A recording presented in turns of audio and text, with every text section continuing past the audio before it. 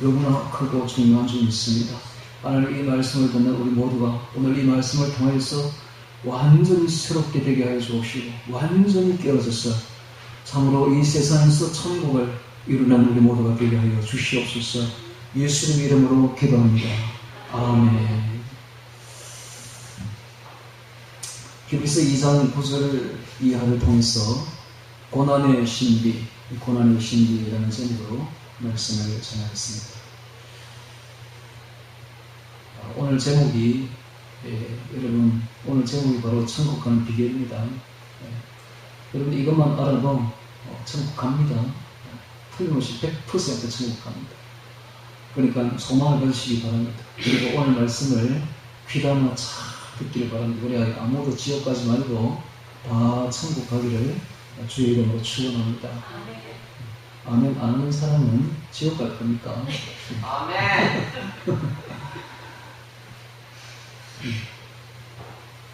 진짜 중요합니다. 오늘 말씀 정말로 중요합니다. 그러니까 오늘 말씀을 딱 들어가지고 내 것으로 삼고 이제부터 이 땅에 사는 동안 천국을 이루시고 반드시 천국 가기를 주의 이름으로 축원합니다. 자, 2장 9절을 보도록 하겠습니다. 2장 9절. 오직 우리가 천사들보다 잠깐 동안 못하게 하심을 입은 자, 그 죽음의 고난 받으심을 인하여, 죽음의 고난 받으심을 인하여, 오늘 제목입니다. 죽음의 고난 받으심을 인하여 영광과 존귀로 간섭하신 예수를 보니 죽음의 고난 받으심을 인하여 영광과 존귀로 간섭다. 영광과 존귀로 간섭하면서 천국에 가서 영광을 받으려면 이 땅에서 뭘 받아야 된다? 죽음의 고난을 받아야 된다 하는 것을 예수님이 몸소 보여주고 있습니다. 예수님이 딱 걸어가신 그 길을 우리도 따라 그러면 천국 갑니다. 죽음의 고난 받으심을 인하여 영광과 존귀로 간섭하신 예수를 보니, 자, 이걸 보면 예수님이 우리의 본이라고 했죠? 대답이 없네. 예수님이 우리의 본 맞습니까? 예수님이 왜 이 땅에 오셔서 우리에게 본을 보여주시냐면 그 길로 우리도 따라 걸으라고. 예수님이 딱 갔던 그 길을 우리도 따라 걸으라고 예수님이 본을 보여주신 것입니다. 그럼 예수님이 어떤 본을 보여주셨습니까? 십자가의 죽음. 싫습니까? 무섭습니까? 아이고 주님 저는 십자가 안 죽을래요. 누구나 다 그렇게 생각되죠. 그러면 천국 못 갑니다. 천국 가려면 주님 걸어가신 그 길을 따라 걸어야 돼요. 12 제자들 다 십자가에 죽었습니다. 심지어 베드로는 제가 어찌 예수님처럼 죽을 수 있겠습니까? 나를 거꾸로 십자가에 못 박아라 해서 거꾸로 십자가에 못 박아 죽었습니다. 우리 12 제자들은 다 죽을 때에 영광으로 알고 그 죽은 영광으로 알고 기꺼이 십자가에 못 박혀 죽었습니다. 마찬가지로 오늘 우리도 죽어야 됩니다. 고난 받아야 됩니다. 십자가에 못 박혀 죽어야 됩니다. 제가 그전에 이제 굉장히 크게 깨닫는 거 한 가지가 있는데 내가 너무 잘못 사는 게 하나 있어요. 정말 여러분들에게 죄송스럽게 생각하는 게 하나가 있는데 그게 뭔가 하면은 휴거입니다. 휴거 없습니다. 여러분. 휴거 없습니다. 휴거 생각하지 마세요. 휴거 있기는 있는데 우리가 생각하는 그런 휴거가 아닙니다. 휴거는 제가 이제 점점 이게 깨쳐보고 있는데요. 휴거는 생각하면 안 됩니다. 휴거는 하나님이 알아서 휴거시킬 사람을 휴거시킬 것을 지령하려는 때에 그 사람들은 다시 잠시 하늘에 갔다가 7년 환란 다 끝나고 나면 이 세상에 있는 모든 사람이 다 죽습니다. 다 죽여버리고 난 뒤에 다시 이 땅에 내려와서 천년왕국의 씨가 될 것입니다. 그 사람들이 휴거 되는 사람들이고 제가 그걸 너무 몰랐던 거예요. 지금 보니까 그게 아니라 우리 모두는 다 죽습니다. 7년 환란을 다 맞게 되고 다 죽는데 죽어야 천국 갑니다. 죽어야. 죽지 않으면 천국 못 갑니다. 여러분 그 죽음을 올 때 절대로 죽음을 피하지 마시고 기꺼이 받으십시오. 여러분 우리가 이 세상 한동안 살면서도 안 죽을 겁니까? 죽을 거 아닙니까? 어떻게 죽든지 병에 걸려 죽든지 뭘 하든지 차 사고 죽든지 죽을 거 아닙니까? 그런데 허무하게 그렇게 죽지 마시고 주를 위해서 죽을 수 있다면 얼마나 영광스럽습니까? 주여, 우리가 바칠 것이 이 몸 하나밖에 없는데 이 목숨 하나 주님께 바칠 수가 있다면 큰 영광이 되는 것입니다. 그러므로 우리가 주를 위해 죽음이 다가오거들랑 여러분 그 죽음 피하지 마시고 기꺼이 받으십시오. 주여, 내가 이렇게 영광받아도 됩니까? 하는 심정으로 기꺼이 죽음을 받기를 바랍니다. 이게 정확한 가르침이에요. 이게. 그러면 오늘 이제 제목이 죽음의 신비인데, 죽음의 신비. 좀 이따가 제가 자세히 전하겠습니다만은, 이 죽음의 이제 고난의 신비인데, 이 고난이야말로, 정말 신비입니다. 이것이야말로 성경 전체가 우리에게 말씀하시는 부분입니다. 조금 이따가 제가 자세히 전하겠습니다. 주 예수님께서 우리에게 본을 잘 보여주셨어요. 죽음의 고난 받으심을 인하여 영광과 존귀로 간서신 예수를 보니, 예수님께서 이 땅에 오셔서 죽음의 고난을 받으셨습니다. 우리도 거기를 따라 걸어야 됩니다. 그래야 저 천국에 와서 우리도 영광과 존귀로 관을 쓰게 되는 것입니다. 영광과 존귀로 관 쓰신 예수를 보니 이를 행하시는 하나님의 은혜를 말미암아 모든 사람을 위하여 죽음을 맛보려 하십니다. 예수님께서 죽으신 것은 모든 사람을 위하여 자신이 직접 죽음을 맛보려고 그렇게 하셨다라고 말씀하고 있습니다. 10절에 만물이 말미암은 자에게는 만물이 말미암은 자는 바로 하나님이십니다. 하나님이 천지 우주 만물의 창조주이시죠. 그래서 만물의 처음과 만물이 끝이 된 나중이 된 분이 바로 하나님이십니다. 하나님이 창조주시죠. 만물이 말미암은 자에게는 많은 아들을 이끌어 영광에 들어가게 하시는 일에 저희 구원의 주는 예수님이십니다. 많은 아들은 바로 우리들이고요. 많은 아들을 이끌어 영광에 들어가게 하시는 일에 저희 구원의 주를 고난으로 말미암아 온전케 하심이 합당하도다. 예수님이 고난으로 받았어. 십자가 고난을 받고 죽음을 받고 그렇게 해서 온전케 하심이 합당하도다 라고 말하고 있습니다. 하나님이 고난이 신비입니다. 고난을 얼마나 하나님이 즐겨 사용하시는지 몰라요. 하나님이 가장 선호하시는 도구가 있다면 고난입니다. 그래서 고난의 신비라고 하죠. 여러분, 고난을 받을 때에 이 모든 고난은 다 어디서부터 온다? 하나님이 주시는 것이다. 하나님이 주신 것입니다. 옆에 악인이 주는 게 아닙니다, 여러분. 우리 옆에 있는 악인이 주는 것 같아도 절대 그게 아니에요. 하나님과 악인을 들어서 사용하십니다. 하나님이 주시는 것입니다. 그래서 모든 고난은 어디서부터 온다? 하나님에서부터 하나님이 우리에게 주신다. 고난을 받을 때는 감사합니다 하고 받아야 됩니다. 감사합니다. 하나님 또 무슨 은혜를 주시려고 저에게 어떻게 저를 키우시려고 저를 연단하시려고 이렇게 고난을 주십니까? 고난은 감사로 받아야 됩니다. 그리고 여러분 고난 좋아하는 사람 아무도 없죠. 그러나 고난의 신비입니다. 하나님은 고난을 통하지 않고서는 절대로 사람을 만들 수가 없습니다. 그래서 고난이 반드시 필요한 것입니다. 반드시 필요합니다. 어떤 사람은 이렇게 말해요. 하나님, 제게 복을 주시옵소서. 은혜를 주시면, 복을 주시면, 돈을 엄청 내주시면 제가 진짜 주일 성수 잘하겠고 충성하겠습니다 라고 말하지만 거짓말입니다. 거짓말. 그렇게 하면 아무도 주를 따라올 사람이 없습니다. 전부 다 빗나가버리고만 합니다. 여러분, 이스라엘 한번 보십시오. 이스라엘이 어쨌습니까? 정말 불 가운데서, 시내산 불 가운데서 하나님을 만나게 됩니다. 그래서 그 천둥과 벼락과 불 가운데서 하나님을 직접 보게 돼요. 그런 백성들이 나중에 다 하나님 배반합니다. 배반하고 다 금송아지 우상 섬기고 그렇게 하지 않습니까? 사람이 아무리 자기가 그렇게 이야기를 한다 해도 사람의 본성은 변하지 않습니다. 이 사람의 본성은 자기를 깨지 않으면 그 육신을 자기 속에 있는 자기라는 것을 깨지 않으면, 옛사람을 깨지 않으면 절대 하나님께 올 수가 없습니다. 그래서 하나님께 가는 방법은 자기 중심주의를 깨뜨리고 오직 하나님 중심주의로 가야 되는데, 자기 중심주의를 깨뜨리는 방법은 고난밖에 없습니다. 다른 방법이 없습니다. 자기 중심주의, 나의 옛사람, 내 정욕, 내 물욕, 내 명예욕을 깨뜨리는 방법은 오직 고난밖에는 다른 방법이 없어요. 고난 아니면 절대 깨어지지 않습니다. 아까도 제가 이야기했죠. 어떤 사람이 하나님은 저에게 복을 주시면, 은혜를 주시면 제가 진짜 하나님 잘생기겠습니다. 맞을까요? 네, 절대 아닙니다. 은혜를 받고 복을 받으면 더 교만해집니다. 더 자기 중심적으로 됩니다. 더 하나님을 떠나게 됩니다.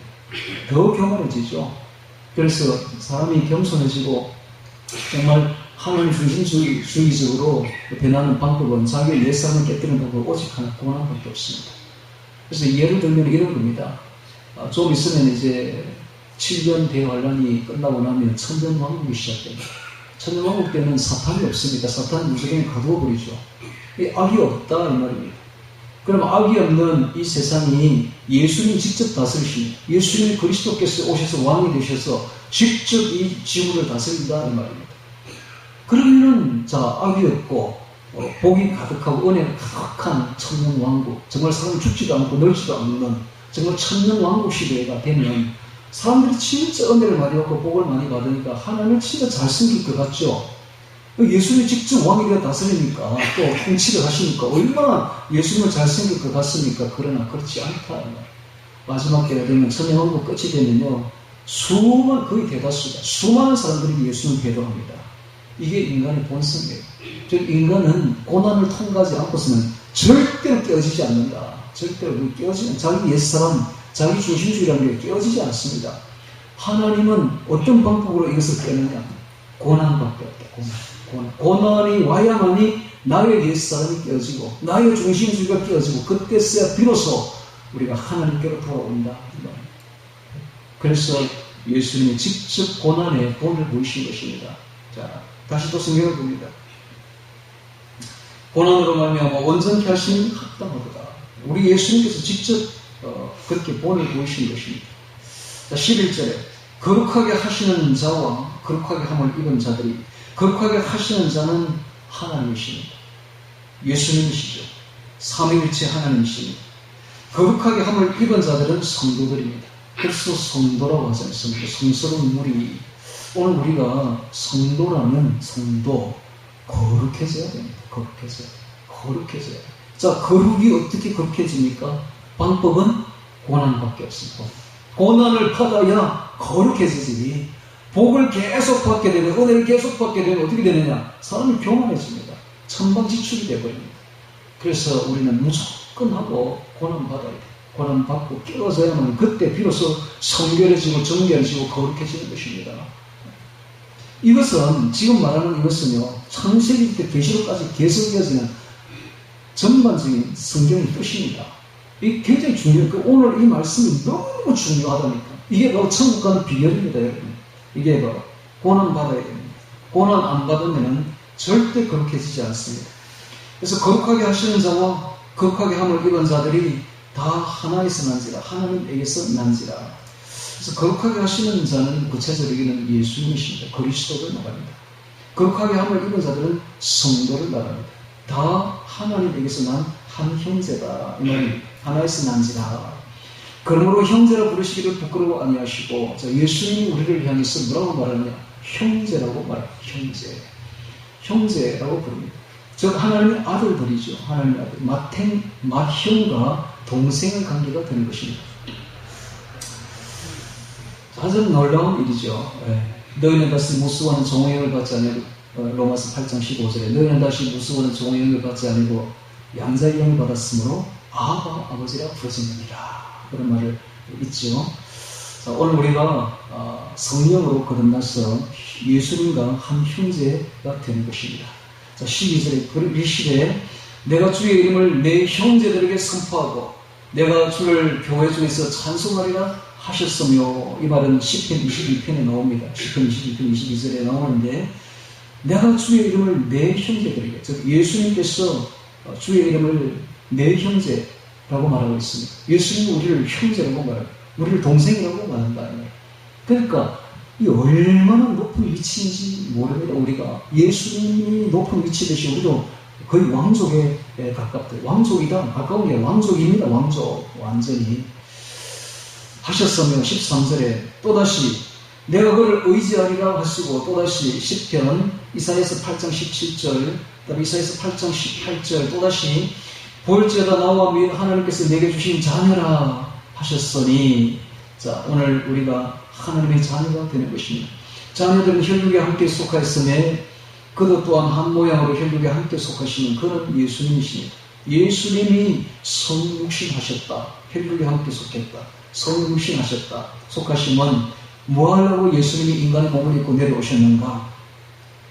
사망으로 말미암아 사망의 세력을 잡은 자 곧 마귀를 없이 하시며 사망의 세력을 잡은 자 마귀를 없이 하려고 주님께서 내려오셨다라고 말하고 있습니다. 요한일서 3장 8절에 하나님의 아들이 나타나신 것은 마귀의 일을 멸하려 하시느니라. 예수님이 오신 것은 마귀의 일을 멸하려 하시는데 마귀는 무슨 일을 하는가? 사망, 즉 죽음을 주는 자가 바로 마귀입니다. 그래서 사망의 세력을 잡은 자 마귀를 없이 하려고 예수님이 오셨다라고 말합니다. 15절에 또 죽기를 무서워함으로 일생에 매여 종노릇하는 모든 자들을 놓아주려 하시니 죽기를 무서워함으로 라는 말이 나오죠. 죽음은 아담이 타락한 이후로부터 시작하여서 매미를 떨치고 있습니다. 이 죽음이라는 것이 모든 사람에게 다 임하는데 그 어떤 누구도 죽음을 피할 수가 없고 죽음 앞에서는 두려워 떨 수밖에 없는 것이 사람의 운명입니다. 그래서 사람은 죽을 수밖에 없는 운명이 있으며 이 죽음은 참으로 모든 사람에게 달려들고 있으며 이 죽음에서 벗어날 사람은 아무도 없는 것입니다. 사람이 이 죽음 앞에서는 정말 두렵습니다. 그런데 이 두려움을, 이 죽음을 없이 하려고 오신 분이 바로 예수님이시다. 예수님이 오시면 우리를 죽음에서 건져주십니다. 그리고 우리를 영원한 삶으로, 영원한 생명으로 인도해 주시는 것이죠. 우리가 비록 육신은 죽어도 예수 안에서 죽는 것은 전혀 문제가 되지 않습니다. 죽고 난 이후에는 영원한 천국이 우리를 기다리고 있기 때문에 사실 죽음이 두려운 것은 여러분 죽음 뒤에 뭐가 있을지 몰라가지고 두려운 거예요. 죽음 자체가 두려운 건 아니에요. 누구나 다 죽습니다. 한 번 죽는 것은 사람에게 정한 것입니다. 여러분 한 번 정한 것은 사람에게 정한 것이라고 했죠. 예수님께서 오셔서 이 땅에서 죽었기 때문에 사람으로 태어난 사람은 죽음을 피할 수가 없습니다. 그런데 역사적으로 보면 죽음을 맛보지 않고 천국에 간 사람이 두 사람 딱 있습니다. 하나는 에녹이고 하나는 엘리야죠. 그래서 예수님 계시록에 보면 두 증인이 내려옵니다. 이 두 증인이 나는 모세와 엘리야인 줄 알았는데 잘 보니까 그게 아니에요. 이게 니고데모스라는 외경이 있는데 그 니고데모스에 보면 정확하게 말하는데 그 두 증인에 대해서 그게 바로 엘리야하고 에녹이다라고 기록하고 있습니다. 이 엘리야와 에녹이 두 증인이 돼서 이스라엘에 내려와서 7년 환란도에서 전 3년 반 동안 증거하십니다. 뭐라고 증거하냐? 너희가 배척했던 그 메시아는 바로 예수 그리스도다. 그러니까 예수 그리스도를 믿으라 라고 3년 반 동안 이스라엘 백성들에게 증거를 해요. 그리고 3년 반 이후에 죽임을 받습니다. 죽임을 받아요. 그리고 3일 반 뒤에 부활해서 성천합니다. 그러니까 보십시오. 어떤 누구도 예수님이 죽었기 때문에 어떤 누구도 죽음을 맛보지 않고 천국에 가서 아무도 없다 이 말이에요. 다 죽는 거예요. 다 죽는 겁니다. 그래서 심지어 에녹과 엘리야까지도 다시 와서 죽음을 맛보고 그 뒤에 3일 반 뒤에 승천해서 천국에 갑니다. 그러니까 여러분 우리가 죽음을 피할 수는 없는 거예요. 어차피 죽을 거 주를 위해 죽읍시다. 할렐루야. 네, 주를 위해 고난받아야 돼. 주를 위해 죽어야 돼. 이 각오를 해야 되는 것입니다. 7년 환란 때 우리가 죽어야 됩니다. 죽지 않으면 안 됩니다. 죽어야 돼요. 주를 위해 죽기를 바랍니다. 할렐루야. 구차하게 살려고 하지 마세요. 구차하게 생명 연장하려고 저 그리스도에게 경배하는 그런 일을 어처구니없는 일을 해서는 안 됩니다. 어차피 경배로 죽습니다. 어차피 7년 동안 다 죽는다니까 한 사람도 살 사람은 없어요. 하나님은 7년 동안에 순차적으로 다 죽여버립니다. 그러니까 먼저 우리가 순교받는 것이 훨씬 낫습니다. 순교하여라 천국에 들어가기 바랍니다. 자, 다시 성경을 봅니다. 사망의 세력을 잡은 자, 곧 마귀를 없이 하시며 또 죽기를 무서워하므로 일생에 매여 종노릇하는 모든 자들을 놓아주려 하시니 이는 실로 천사들을 붙들어 주려 하심이 아니요 오직 아브라함의 자손을 붙들어 주려 하심이라. 천사들을 붙들어 주려 하심이 아니요 오직 아브라함의 자손을 붙들어 주려 하심이라. 아브라함의 자손은 유대인들을 말하며 또한 믿음, 영적으로 보면 믿음의 자손인 그리스도를 섬기는 모든 성도들이 바로 아브라함의 자손이 된 것입니다. 그래서 아브라함 보고 너의 자손이 저 하늘의 별과 같이 많을 것이다 라고 말한 것이 진짜 이루어지는 것입니다. 17절에 보겠습니다. 그러므로 저가 범사의 형제들과 같이 되심이 마땅하도다. 이는 하나님의 일에 자비하고 충성된 대제사장이 되어 예수님이 자비하고 충성된 우리의 대제사장이 됩니다. 백성의 죄를 구속하려 하십니다. 제사장이 하는 일은 두 가지가 있는데 백성의 죄를 사하는 일을 하고 두 번째는 하나님과 백성 사이에 다리가 되어 중보 역할을 합니다. 중보자 역할을 하죠. 예수님이 우리의 대제사장이라서 우리의 모든 죄를 다 사해주시고 우리와 하나님 사이를 다리가 되어서 중보합니다. 이어준다. 그래서 지금도 예수님은 하나님 우편에서 우리를 위해서 기도하고 계신다 하는 사실입니다. 18절에 보면 자기가 시험을 받아 고난을 당하셨은즉 시험 받는 자들을 능히 도우시느니라. 예수님이 직접 육신을 가지고 내려오셔서 십자가 고난을 받으시고 죽어 주셨기 때문에 시험 받는 자들을 능히 도우십니다. 즉 고난 받는 자들을 능히 도우실 수 있는 분이 바로 예수님이시다 이 말입니다. 이 고난에 대한 이야기가 계속적으로 나오고 있는데 여러분 이 고난에 대한 이야기는 창세기부터 계시록까지 그대로 이어지고 있습니다. 계시록에 보면 이런 말이 나와요. 계시록 1장 9절에 보면 나 요한은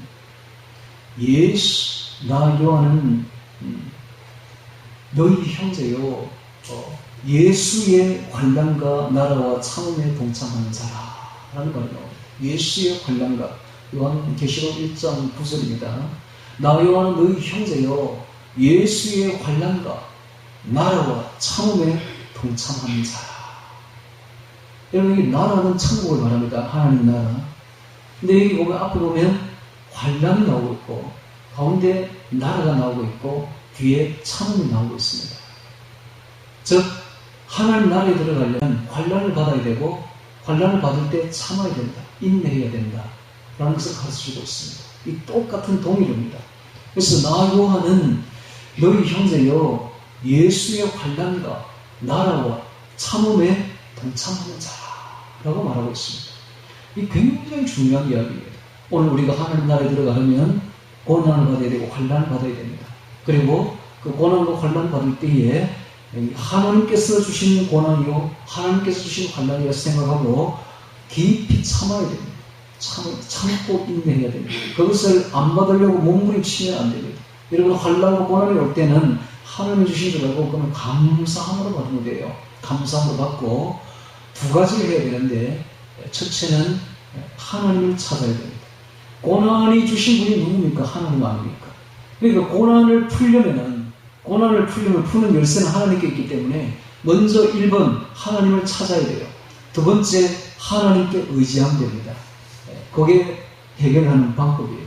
고난을 해결하는 방법은 첫 번째 하나님을 찾고 구하고 두 번째 하나님을 의탁하면 되는 것입니다. 그러면 고난이 우리에게 큰 유익이 됩니다. 그러면 그 속에서 하나님을 만나게 돼요. 고난 중에서 하나님을 생생하게 만나게 됩니다. 하나님의 음성이 들리게 되는 것입니다. 여러분 고난을 통과하지 않고는 절대로 하나님을 만날 수 없습니다. 고난 언제 하나님을 우리가 만날 수 있는가? 고난 중에 만납니다. 고난 중에 우리가 하나님을 찾으면 하나님 만나 주셔요. 하나님의 음성을 들려주십니다. 하나님이 체험을 하게 되죠. 그래서 이런 사람들 있죠. 하나님 음성 한번 들어봤으면 좋겠다. 하나님 한번 만나봤으면 좋겠다. 여러분 평안할 때는 절대로 만날 수가 없어요. 하나님 아무리 불러도 응답 없어요. 그러나 고난이 다가오면 죽을 것 같은 고난이 다가오면 그때 하나님을 향해서 손을 들고 찾으면 하나님 우리를 불러주시고 만나주시는 것입니다. 하나님을 체험하게 되는 것입니다. 그것이 바로 하나님을 만나는 방법이에요. 하나님을 체험하는 방법이에요. 여러분 죽을 것 같은 고난이 다가오더라 어떻게 하라고? 1번 하나님을 찾아라. 두 번째 하나님께 의지하라. 그러면 됩니다. 그런데 세상 사람들은 그리 합니까? 절대로 그리 안 하죠. 세상 사람들은 인간을 의지하고 세상을 의지하고 세상을 찾고 세상을 인간을 의지한다. 여러분 그렇게 하면은 그렇게 해보세요. 이게 고난이 없어지는가? 그렇게 하면 고난은요 더 엉클어집니다. 더 커집니다. 엉망이 되어버립니다. 여러분 우리 성도들은 절대로 그렇게 하면 안 돼요. 모든 고난은 하나님이 나를 위해 주신 것이다. 감사함으로 받으세요. 받고 겸손히 하나님 앞에 나가서 하나님을 찾고 하나님을 의지하면 고난은 다 풀려나가는 것입니다. 자, 그래서 참 고난이 신비예요. 고난이 신비. 얼마나 신비스러운가. 여러분 신비라는 단어 기라는 단어, 신비라는 단어가 두 가지로 딱 쓰입니다. 하나님이 어떻게 쓰느냐. 하나님이 보면은 창조 사역을 할 때 기 있어요. 기. 이 신비라는 단어를 씁니다. 그럼 두 번째, 구원할 때, 인간을 구속할 때, 구원할 때, 구원 사역을 할 때 또 이 기라는 단어를 써요. 그래서 창조와 구속은 참으로 신비스러워서 하나님께 신적인 일이라서 인간이 어떻게 생각할 수도 없고 인간이 어떻게 감히 뜻을 헤아리기도 어려운 게 바로 창조와 구원 사역입니다. 그런데 이 구원을 할 때에 하나님이 또 한 가지를 쓰는 게 있는데 바로 고난을 쓰신다. 고난. 그래서 고난도 기, 즉 신비에 하나님께 속하는 것입니다. 하나님께 속하는 거예요. 이게 바로 하나님께 속하는 거예요.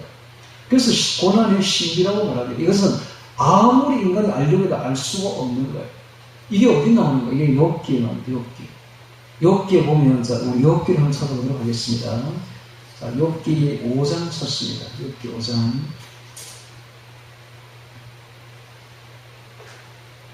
시편 앞에 있죠? 시편 앞에. 욥기 5장 찾습니다. 5장에 6, 7, 8, 9 보겠습니다. 5장 6절부터 보도록 하겠습니다.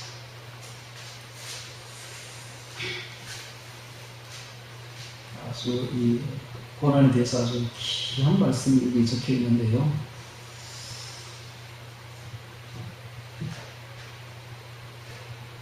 자, 5장 6절 한번 보겠습니다.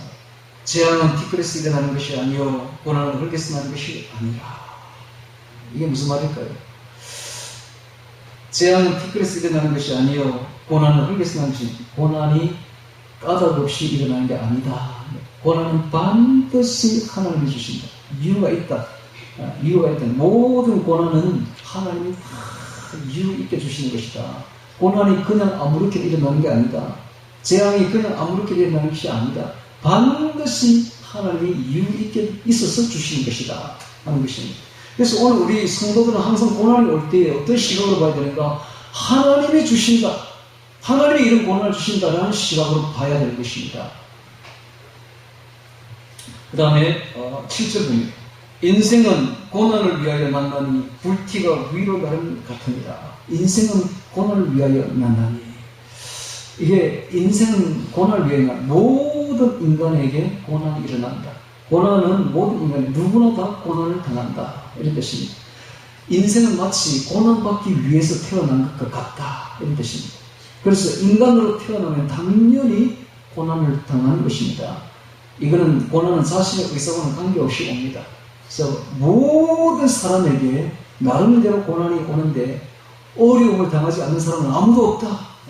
모든 사람은 다 어려움을 당하고 모든 사람은 다 고난을 당하고 인생은 고난을 위해서 만나니 너무너무 귀한 말이죠. 그래서 고난을 당할 때 인생이 제대로 이제 되어가는 것입니다. 여러분 고난 당하지 않는 사람은 고난이 없는 사람은 이건 사람도 아닙니다. 인생이 아주 사람이 안 돼요. 반드시 사람이 되려면 고난을 당해야 돼요. 인생은 고난을 위해서 만나니 불티가 위로 나는 것 같습니다. 불티가 불이 위로 이렇게 올라가죠. 이건 자연 법칙입니다. 마찬가지로 고난이 인생에 오는 건 자연 법칙이다. 자연 법칙. 그래서 고난 없는 사람은 없다. 반드시 누구나 고난이 다가온다. 이런 뜻입니다. 고난이 온다. 고난은 피할 수가 없는 것입니다. 그런데 인간의 사회, 문화, 문명 이 모든 것은 다 고난받지 않으려고 다 그렇게 만들고 있습니다. 여러분들 사회복지, 병원, 인프라 모든 것은 쉽게 말하면 집에 있는 세탁기까지 고난 안 받으려고 만든 것들이 다 고난 옛날에는 여자들이 제일 고통스러운 게 빨래였다고 합니다. 빨래. 그 고난도 없애려고 세탁기 만들었지 않습니까? 그래서 인생의 모든 인프라, 모든 문명, 모든 문화는 다 한 가지 목적인데 고난 안 받으려고. 여러분 그렇다고 고난이 없어질까요? 네버. 더 큰 고난이 다가옵니다. 그보다 더 고차원적인 고난이 다가옵니다. 여러분 지금 우리가 고난 안 받으려고 큰 사회 문명을 만들었고 뭐 인프라를 만들었지만은 지금 우리가 당하는 고난은 옛날 사람들이 당하는 고난과 차원이 틀리게 당하고 있어요. 여러분 엄청나게 큰 고난을 다 당하고 있죠. 옛날 사람들이 이런 고난은 그래도 당하지 않았어요. 우리는 경제적인 고난을 당합니다. 여러분 경제가 얼마나 무섭습니까? 경제적인 고난은 얼마나 큽니까 여러분. 그런데 지금은 씀씀이가 커서 옛날하고 틀려가지고 너무너무 고난이 큰 거예요. 이게 인간의 힘으로는 어떻게 감당이 안 되는 고난들이 막 다가오는데 여러분 이거 옛날에는 이런 고난은 없었어요. 그러니까 고난은 피할 수가 없다. 고난이 이렇게 하면 뭐 이렇게 문명을 발전하고 이러면 고난이 없을까 하면 착각입니다. 착각. 인생은 고난을 위해서 만나니 고난 없는 사람은 아무도 없고 불티가 위로 나른 것 같습니다. 이거는 바로 자연 법칙이다. 이런 이야기입니다. 자, 8절에 보겠습니다. 나 같으면 하나님께 구하고 내 일을 하나님께 의탁하리라. 이게 딱 나오죠. 자, 우리가 성도는 나 같으면 성도는 첫 번째 고난이 오면 하나님께 구하고 하나님을 찾으라. 두 번째 하나님께 의탁하라. 하나님을 의지하라. 이게 딱 나오잖아요. 이게 딱 나오잖아요. 그러니까 우리가 고난이 있다고 하면 첫 번째 해야 될 일은 사람을 찾으면 안 됩니다. 인생을 구해서도 안 됩니다. 세상을 의지해서도 안 됩니다.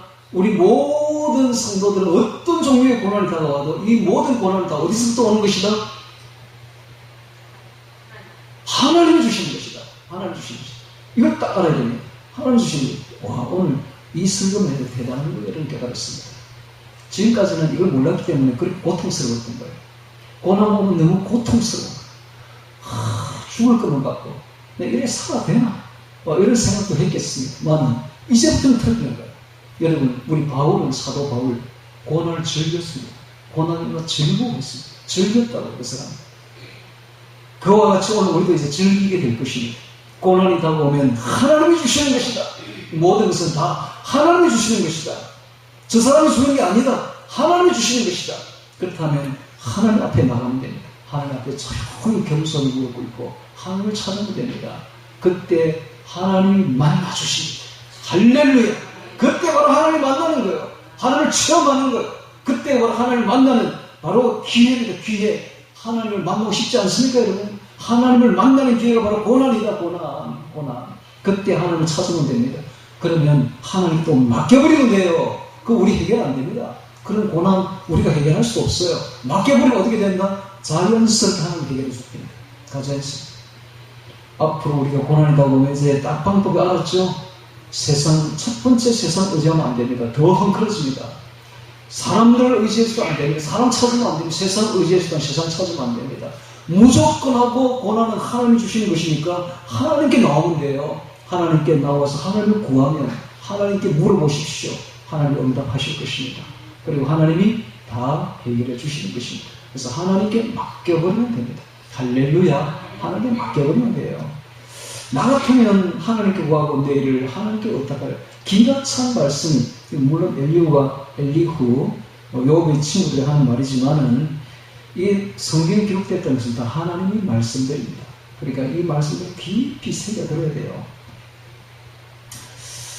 의탁하리라. 자, 이제 9절에 봅니다. 하나님은 크고 청량할 수 없는 일을 행하시며, 이제 기이가 나오죠. 기이한 일을 셀 수 없이 행하시다니.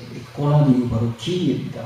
하나님은 고난을 통해서 우리에게 크고 청량할 수 없는 일을 행해 주십니다. 또 고난을 통해서 우리에게 기이한 일을 셀 수 없이 헤아릴 수 없이 행해 주시는 분이 바로 하나님이시다. 고난이 바로 하나님이 가장 선호하시는 도구다. 고난을 통해서 하나님은 우리에게 주시고자 하는 것을 다 내려주십니다. 그러니까 원망 불평하지 마세요. 공포 불안에 떨지 마세요. 고난이 올 때는 무조건 하나님을 찾는데 그 앞에 8절에 보면은 구하고 의탁하리라. 이게 미완료 시제로 되어 있습니다. 그러니까 계속 구하고 계속 의탁하라 이 말입니다. 계속 구하고 계속 하나님을 찾고 한 번 찾지 마시고 계속 구하고 계속 찾고 한 번 의지하지 마시고 계속 의지하고 계속 의지하라. 네. 그러면 하나님이 어떻게 하신다?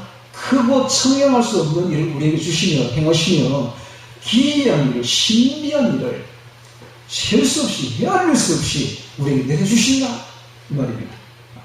뭘 내주실까요? 뭘 내주실까요? 고난을 통해서 오시는 하나님의 여러 가지 용도가 있는데 첫 번째가 고난은 구원을 위한 부르심으로 주십니다.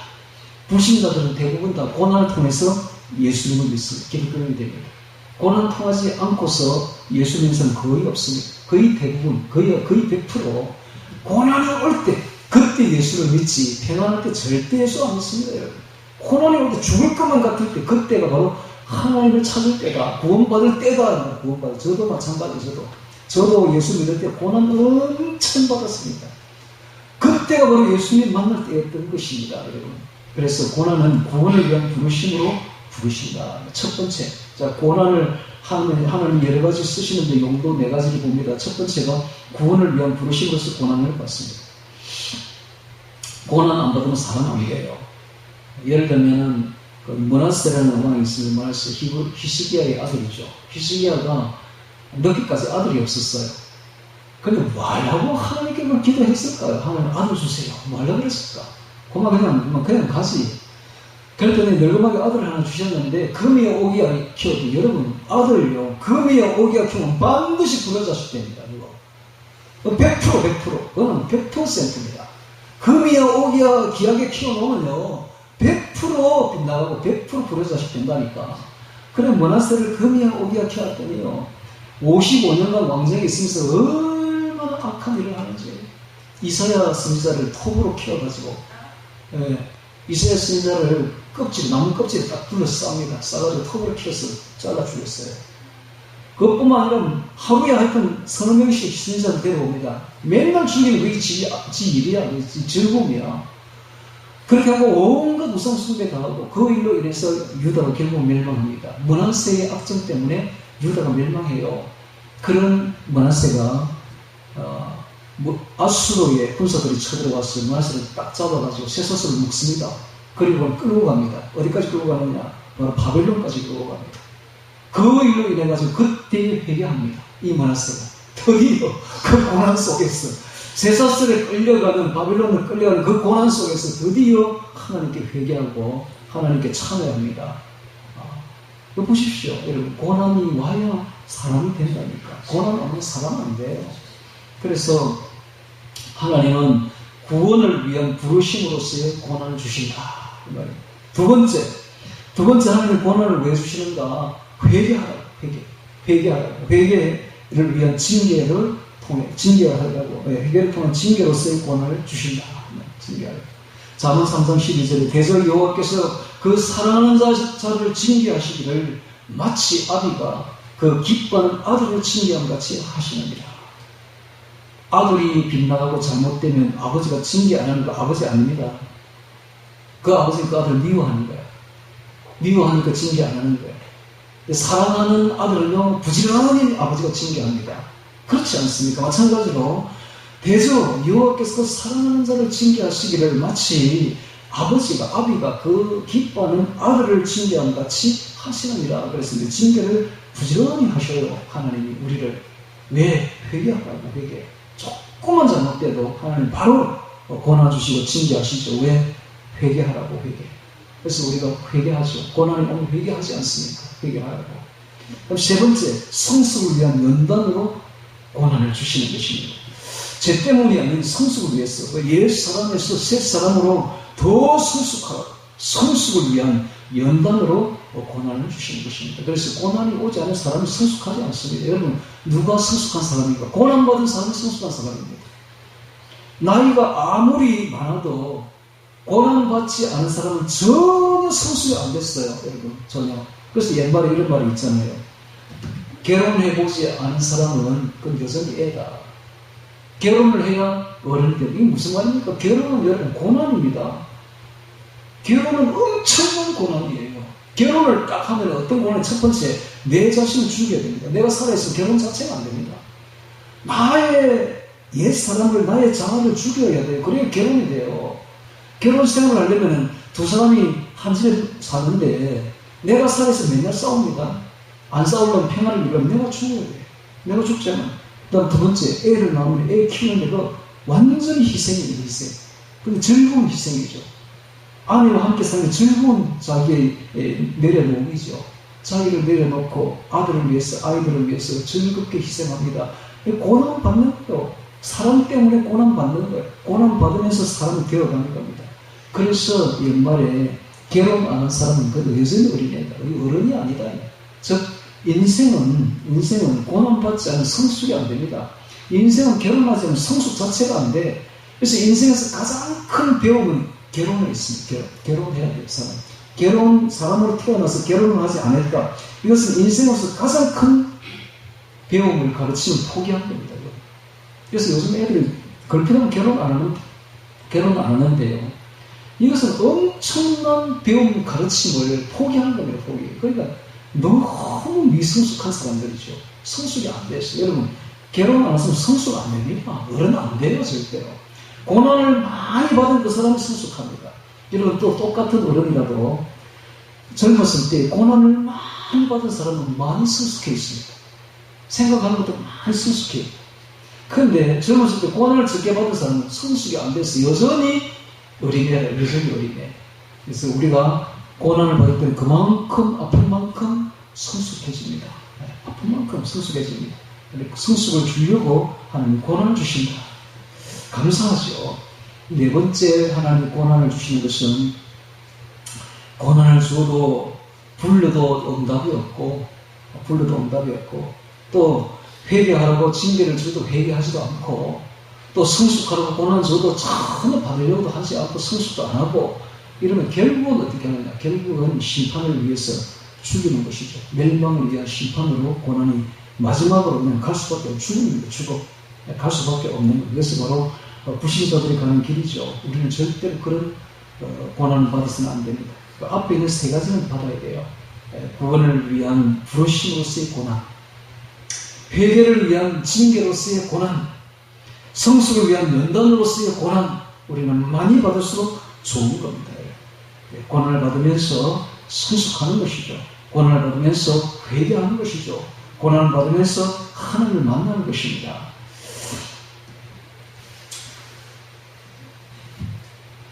자, 그런데 자발적으로 세상이 나보도록 변하면 자발적으로 하나님 믿고 순종할까? 네버. 절대로 하나님께 순종 안 합니다, 여러분. 오늘날 이 세상이 너무 좋고 오늘 우리나라가 너무 잘 살죠. 너무 좋고 평안하고 이러니까 이 젊은이들에게 신앙이 들어갈까요? 네버. 절대로 안 들어갑니다, 여러분. 이 젊은이들 언제 신앙이 들어갈 때가 옵니다. 7년 환란이 딱 가고 그때 죽을 것 같으니까 그때 비로소 하나님을 찾게 돼 있고 그때 비로소 연단이 들어갑니다. 그때 비로소 하나님하고 두 손 들고 나올 겁니다. 그러기 전에는 큰 고난이 오기 전에는 절대로 잘 살면 절대 하나님을 안 찾아요.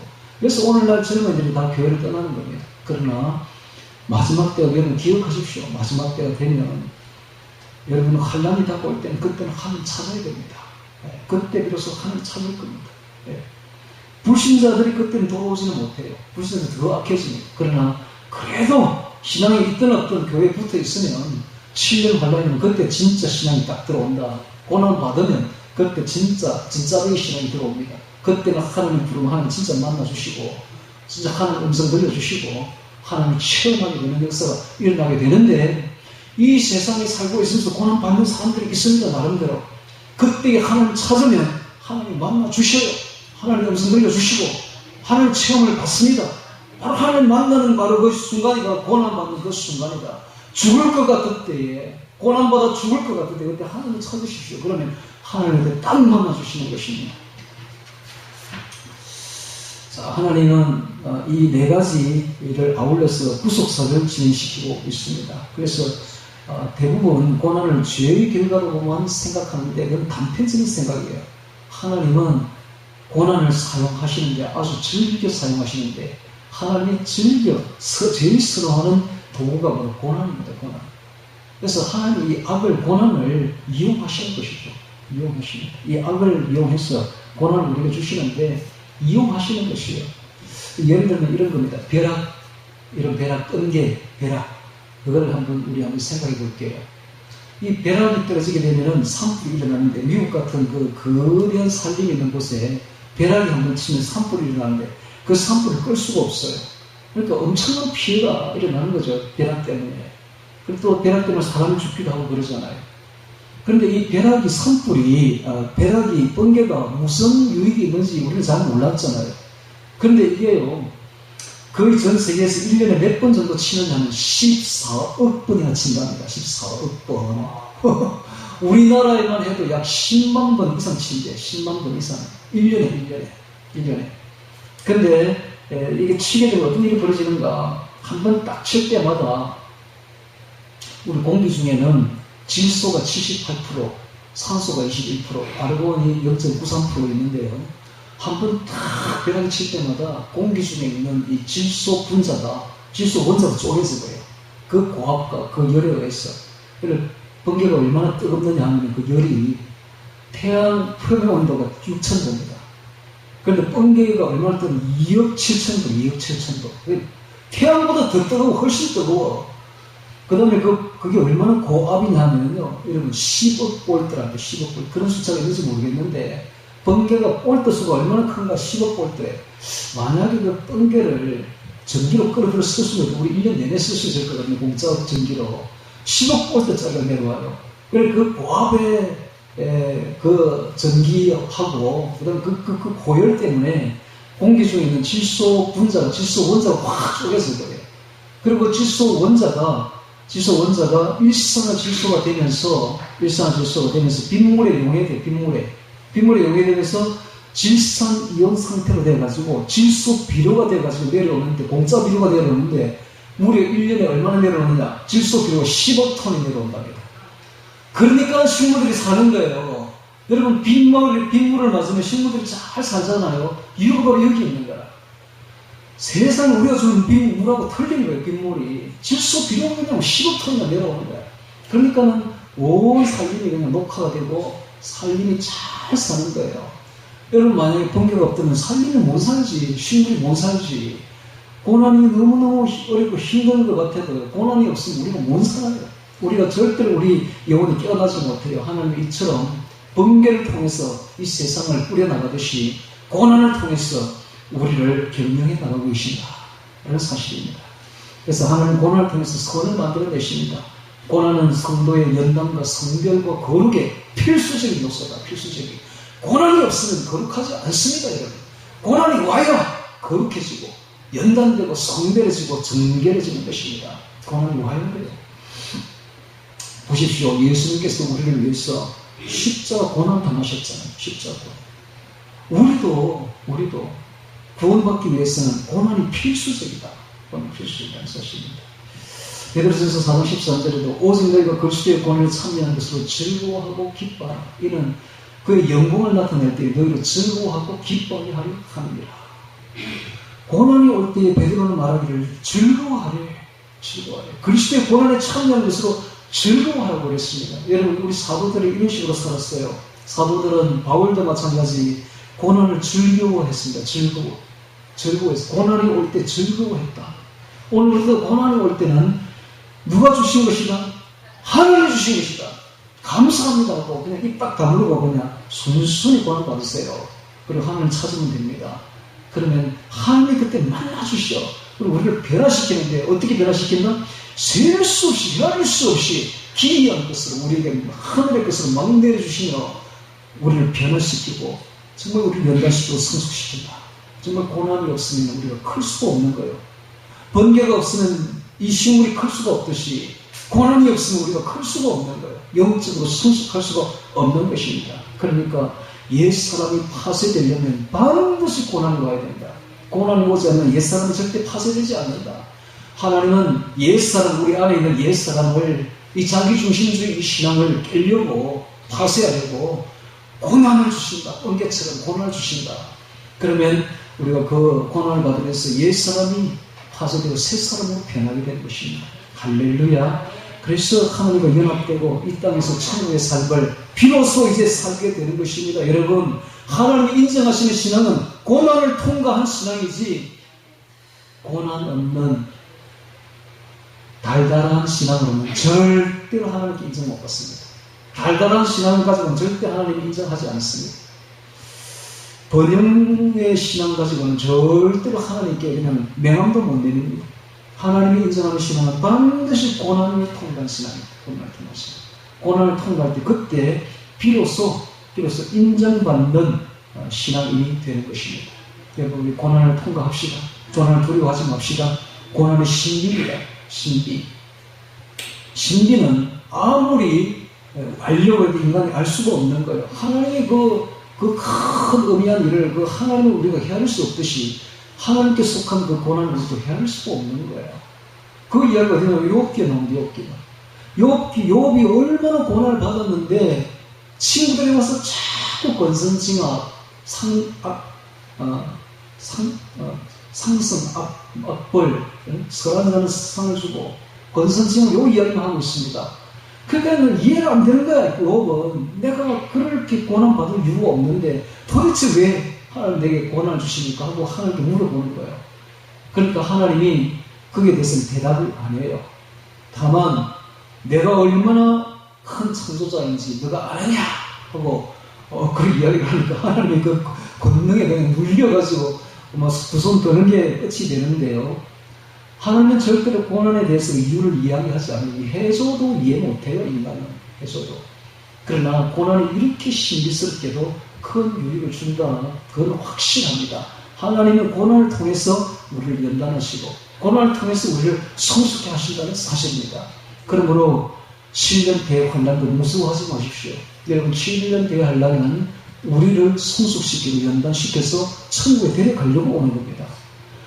불신자에게는 진짜 무서운 거예요. 불신자는 7년 대환란을 통해서 완전히 다 죽여서 지옥 멸망으로 들어가는 것이고, 우리 성도는 안 그렇습니다. 우리 성도는 7년 대환을 통해서 순교를 당해서 영원한 천국에 들어가는 것입니다. 그러니까 7년 대환을 무서워하지 마시고 그냥 순순히 받으십시오. 할렐루야. 주 안에서 죽는 자들이 복이 있다는 말이 나오고 있습니다. 계시록이고 주 안에서 죽는 자들이 자금 이후로 주 안에서 죽는 자들이 복이 있다. 복이 있다. 죽음이 복이 있대요. 주 안에서 죽으면. 그러니까 어차피 죽을 거. 병들어서 죽지 말고 차 사고로 죽지 말고 주를 위해 죽으십시오.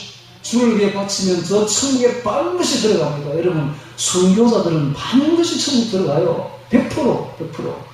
순교자는 볼 것 없이 천국 들어갑니다. 그러니까 우리 순교합시다. 할렐루야. 저 역시 솔직히 이대로 가다가 이제 천국에 들어갈지 의문이에요. 제가 정말 천국 들어갈 자신이 없습니다. 그러나 한 가지 아는 거는 제가 순교만 할 수 있다면 이건 천국 들어간 거예요. 천국.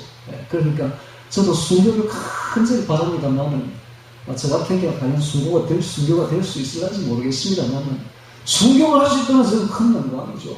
하늘에 들어가게 되고 하늘의 높은 하늘에 올라가게 되니까 여러분, 우리 모두 다 순교를 열망합시다. 할렐루야. 어차피 죽을 거예요. 한 번 죽는 건 사람이 정한 것입니다.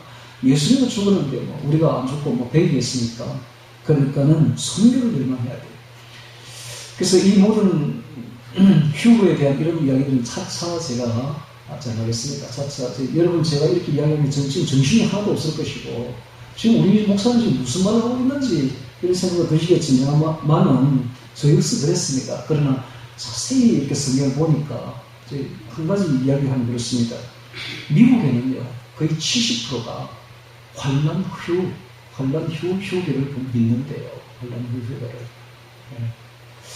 우리나라만 유독 이 95%가 환란 전 휴게를 믿고 있습니다. 근데 환란 전 휴게는 잘못된 것 같아요. 그래서 이것도 우리 자신 내가 연구를 해봐야 되겠어요. 계속 연구하고 있는 중인데 미국의 대부분의 성도들이 환란을 겪는 걸로, 환란을 겪으면서 순교받는 그런 각오를 한대요. 미국에서는 다. 우리들도 이런 내용을 참고를 해서 환란을 너무 두려워하지 마시고 환란 받을 각오를 하십시오. 아직 환란이 오진 않았습니다. 7년 환란. 그러나 지금 사는 이때도 무서운 고난이 오고 환란이 옵니다. 환란이 올 때는 하나님 주신 것이라 생각하시고 그걸 갖다 감사함으로 받음으로써 이 땅에서 천국의 생활을 이루어 나가는 우리 모두가 되기를 주의 이름으로 축원합니다. 다 같이 오늘 말씀 고난의 신비 기억하며 기도드리겠습니다.